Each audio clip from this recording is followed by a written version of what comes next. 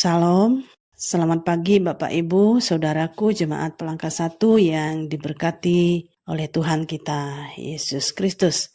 Selamat bertemu kembali dalam renungan kita pada pagi ini bersama saya Diakon Sukawati dari Lingkungan Pelayanan 3. Sebelum kita bersama membaca dan merenungkan firman Tuhan yang diperhadapkan untuk kita pada pagi hari ini, saya mengajak Bapak Ibu Saudaraku untuk berdoa. Tuhan Yesus, kembali kami dalam hadirat-Mu, mengucap syukur atas curahan berkat-Mu dalam kehidupan kami. Ampunilah segala kesalahan yang telah kami lakukan. Dan pagi ini kami bersama-sama mau membaca dan merenungkan firman-Mu. Urapi kami ya Tuhan, dan Roh Kudus membimbing kami sehingga kami boleh mengerti dan melakukan firman-Mu.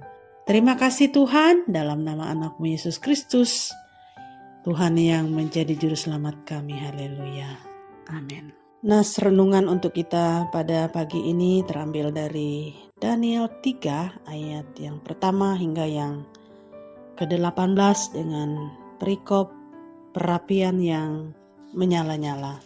Raja Nebukadnezar membuat sebuah patung emas yang tingginya 60 hasta dan lebarnya 6 hasta yang didirikannya di dataran Dura di wilayah Babel.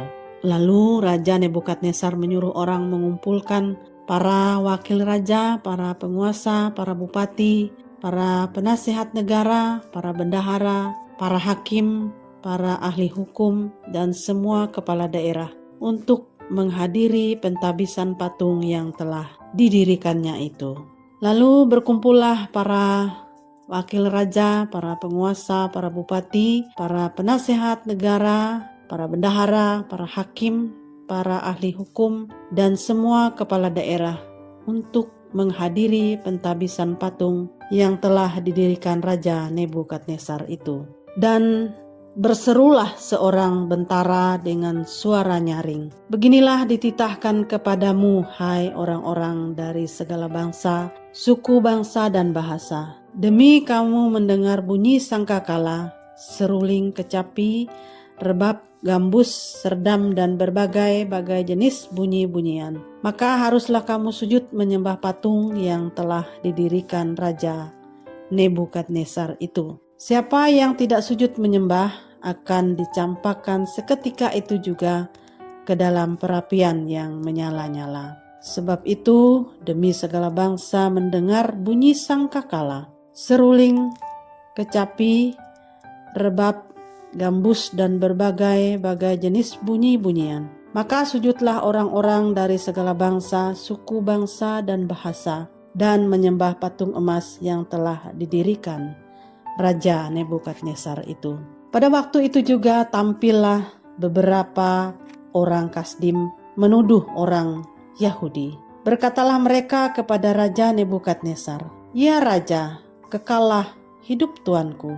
Tuanku Raja telah mengeluarkan titah bahwa setiap orang yang mendengar bunyi sangkakala, seruling, kecapi, rebab, gambus, serdam, dan berbagai-bagai jenis bunyi-bunyian harus sujud menyembah patung emas itu, dan bahwa siapa yang tidak sujud menyembah akan dicampakkan ke dalam perapian yang menyala-nyala." Ada beberapa orang Yahudi yang kepada mereka telah Tuanku berikan pemerintahan atas wilayah Babel, yakni Sadrah, Mesah, dan Abednego. Orang-orang ini tidak mengindahkan titah Tuanku ya Raja. Mereka tidak memuja dewa Tuanku dan tidak menyembah patung emas yang telah Tuanku dirikan. Sesudah itu Nebukadnezar memerintahkan dalam marahnya dan geramnya untuk membawa Sadrah, Mesak, dan Abednego menghadap. Setelah orang-orang itu dibawa menghadap raja,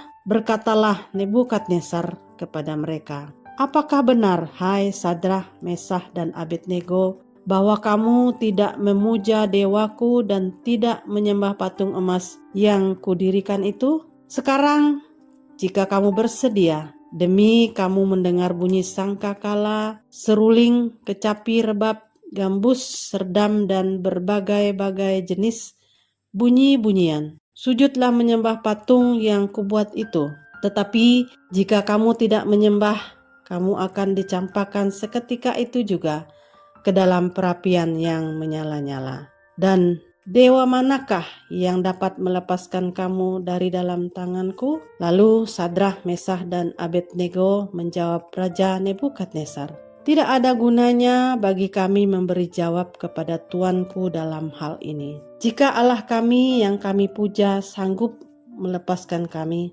maka ia akan melepaskan kami dari perapian yang menyala-nyala itu dan dari tanganmu ya Raja. Tetapi seandainya tidak, hendaklah tuanku mengetahui ya Raja, bahwa kami tidak akan memuja dewa tuanku dan tidak akan menyembah patung emas yang tuanku dirikan itu. Demikianlah pembacaan firman Tuhan. Tuhan Yesus bersabda, yang berbahagia ialah mereka yang mendengar firman Allah dan yang memeliharanya. Amin. Bapak Ibu, renungan untuk kita pada pagi hari ini ditulis oleh Pendeta Chandra Oktaweri STH. Ketika orang percaya hidup mengandalkan Tuhan dan melekat kepadanya, ada jaminan perlindungan dan pemeliharaan dari Tuhan. Meski dihadapkan pada banyak tantangan, tekanan, penderitaan, atau aniaya sekalipun, terkadang kemenangan gemilang yang terjadi atas orang percaya berawal dari peristiwa yang seakan-akan merupakan suatu kekalahan. Orang beriman yang memegang janji firman Tuhan dapat saja menghadapi situasi yang sulit, bahkan mengerikan. Seolah-olah iblis menang dan mengalahkan orang percaya. Walaupun nyawa mereka terancam, Sadrah, Mesah, dan Abednego tetap tidak mau menukarkan Tuhan mereka dengan patung buatan Raja Nebukadnezar. Ini adalah bukti iman mereka yang hidup, yaitu iman yang didukung dengan suatu komitmen kepada Tuhan. Raja mengancam akan mencampakkan mereka bertiga ke dalam perapian yang menyala-nyala bila mereka tidak mau menyembah kepada patung emas itu. Ancaman ini tidak menggoyahkan iman mereka.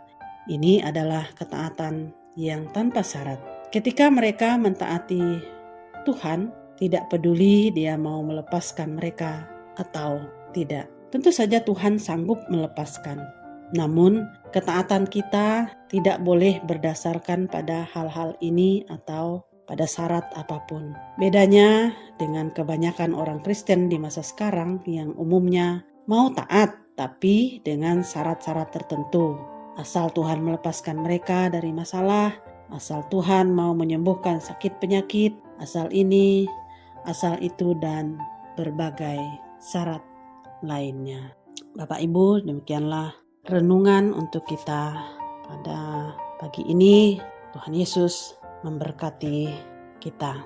Mari kita berdoa untuk pembacaan firman Tuhan dan renungan kita pada pagi ini. Tuhan, terima kasih karena telah memberkati kami dengan firman-Mu. Teruslah bimbing kami, ya Tuhan, dengan firman-Mu supaya kami selalu dapat mengucap syukur dalam segala hal. Kiranya kami bukan hanya sebagai pendengar, tetapi kami boleh dimampukan sebagai pelaku firman-Mu. Terima kasih Tuhan Yesus. Haleluya. Amin. Bapak Ibu, demikianlah pembacaan dan renungan firman Tuhan untuk kita. Tuhan Yesus memberkati. Amin.